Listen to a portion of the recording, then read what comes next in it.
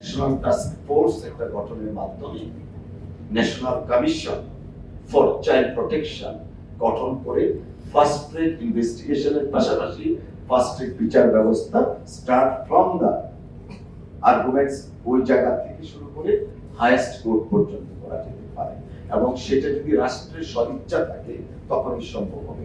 আমরা আইনি প্রক্রিয়ায় অনেক কিছু দেখাতে পারবো। আমি একজন আইনের ছাত্র হিসাবে অনেক কিছু আছে, আইনে ডাইরেক্টরি আছে, অনেক কিছু আছে যে 30 দিনের মধ্যে বিচার হতে হবে, বিচার না হলে 30 দিন পরে কি হবে সেটা কিন্তু আইনে দেয়া নেই।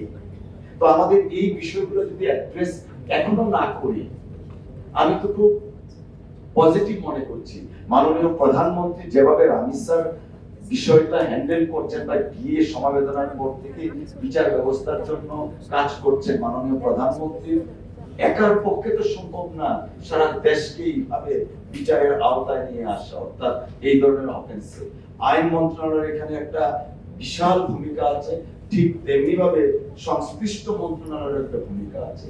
আমরা আমাদের ভূমিকাটা পালন করে then society ke bolbo, yes, we have done our job, now it is up to you to cooperate us. We cannot push the society, please do it, we will welcome it. No, state responsibility আমরা আগে দেখতে চাই। আমি মাননীয় প্রতিমন্ত্রীকে অত্যন্ত বিনয়ের সাথে অনুরোধ জানাবো, ডক্টর রফিক সাহেব যে আয়োজনটা করে দিয়েছেন, আমি মনে করছি ডক্টর রফিক সাহেব is working as a whistle blower। এখন সংশ্লিষ্ট মন্ত্রণালয়ের সজাগ হয়ে ওনারা উদ্যোগ নিয়ে এমন বা এর চেয়ে বর্ধিত করে হবে একটা আলোচনার ব্যবস্থা করেন বা টেক অ্যাকশন। আমাদের অনেক কিছু আছে, মাননীয় প্রতিমন্ত্রী যখন বলছিলেন we have so many programs, unfortunately we don't need so many programs, we need one program যে প্রোগ্রামে আমরা অ্যাকশন দেখতে পারবো, not statement। আমি আজকে আমন্ত্রণ জানানোর জন্য ডক্টর রফিক, দীর্ঘকালীন আমরা একসঙ্গে কাজ করেছি। ইনফ্যাক্ট এই যে সংগঠন বা এই যে আলোচনাটা, এটা আরো 2-3 বছর আগে বিএনপি যখন বিরোধী দলে ছিল, মাননীয় প্রধানমন্ত্রী তৎকালীন সময়ে বিএনপির ভারপ্রাপ্ত চেয়ারম্যান তিনি লন্ডনে থাকা অবস্থায় এই সংগঠনটা করে দিয়েছিলেন। আমি তখন যেহেতু বিএনপির আইন সম্পাদক ছিলাম, আমাকে এটার প্রধান সমন্বয় করা হয়েছিল এবং বিএনপি স্বাস্থ্য সম্পাদক হিসেবে ওনাকে এটা সমন্বয়ের দায়িত্ব দেওয়া হয়েছিল। আমরা তখন মাননীয় প্রধানমন্ত্রী তৎকালীন সময়ে বিরোধী দলের নেতা ছিলেন, ওনার নেতৃত্বে সারা বাংলাদেশের নির্দেশে আমরা একটা আইন সেল গঠন করেছিলাম। আমরা আমাদের পার্ট থেকে হাইয়েস্ট লেভেল করেছি। আমি নিজে অনেক ডিস্ট্রিক্টে গিয়েছি যখন কোনো একটা মিটিং হয়েছে, আমার চেয়ে বেশি গিয়েছিলেন ডক্টর রফিক। সো আমরা তখনকার প্রেক্ষাপটে এই সংগঠনটা করা, তো এখন এই বিএনপি রাষ্ট্র পরিচালনার দায়িত্ব দিয়েছেন এবং এই বিএনপি নেত্রী বা নেতারা, সংসদ সদস্যরা আজকে রাষ্ট্র পরিচালনার দায়িত্ব পেয়েছেন। দেশের মানুষ প্রত্যাশা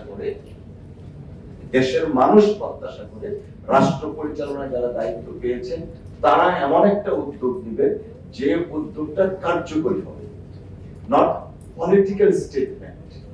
আমরা বাস্তব কাজ দেখতে চাই, প্রায়োরিটি দেখতে চাই। আজকে রামিসার যদি 30 দিনের মধ্যে ওনার এই অফেন্সের জন্য শাস্তি হয় থেকে লোয়ার কোর্টে, মানুষ দেখতে চায় হাইয়েস্ট কোর্ট থেকে কবে সেটার পূর্ণাঙ্গ রায়টা।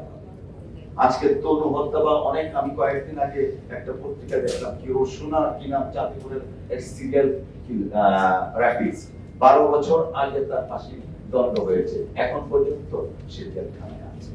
সো আমরা আমাদের বিচার ব্যবস্থাটা যদি বলি বিচার ব্যবস্থার কারণে হতে পারছে না, হ্যাঁ আমরা বলতে পারি, কিন্তু মানুষকে সেটা দিয়ে কিন্তু সন্তুষ্ট করতে পারি। আমরা দেখতে চাই শুধুমাত্র কথা না, কার্যকর ভাবে সবকিছু সম্পন্ন হোক। এবং আমি মাননীয় প্রতিমন্ত্রী বা যারা আছেন এই চায় উইমেন সংশ্লিষ্ট মন্ত্রণালয়, অনতিবিলম্বে আপনারা সজাগ হন, আপনারা উদ্যোগ নেন, দেশের মানুষ আপনাদেরকে সহযোগিতা করবে। অসংখ্য ধন্যবাদ।